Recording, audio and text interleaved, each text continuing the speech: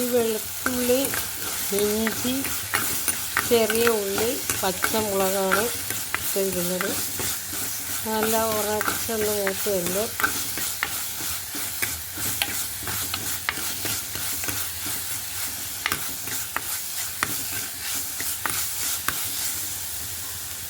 അപ്പോൾ നമ്മൾ തക്കാളി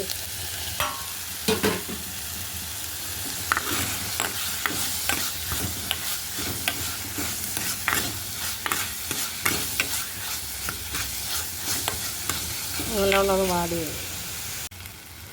അപ്പോൾ ഇതിൽ ജീരകപ്പൊടി ഇട്ടിട്ടുണ്ട്, കുരുമുളക് പൊടി, മഞ്ഞൾപ്പൊടി. ഈ മുളക് പൊടി മല്ലിപ്പൊടി ഒന്നും രണ്ടും ഞാൻ ചേർക്കുന്നില്ല. ഈ രസം 2-3 വിധത്തിൽ വെക്കും.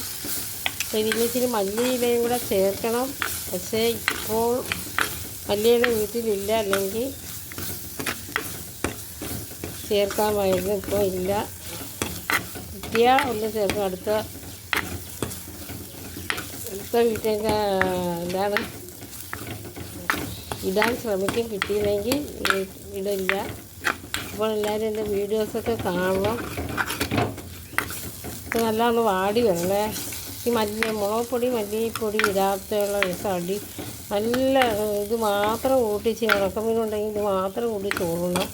മറ്റുള്ള കറി വേണമെന്നില്ല. എല്ലാവരും എൻ്റെ വീഡിയോസൊക്കെ ഒന്ന് കാണണം. നല്ല ടേസ്റ്റായി രസം. വല്ലപ്പോഴും ഇങ്ങനെ വെക്കത്തുള്ളൂ കേട്ടോ.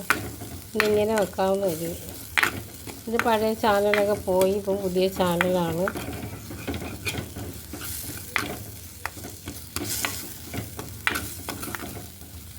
ഇച്ചിരി കൂടെ ഒന്ന് വാടി.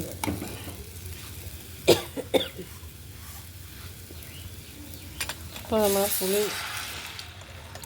പുളിവെള്ളം ഒഴിച്ചു കൊടുത്തിട്ടുണ്ട്.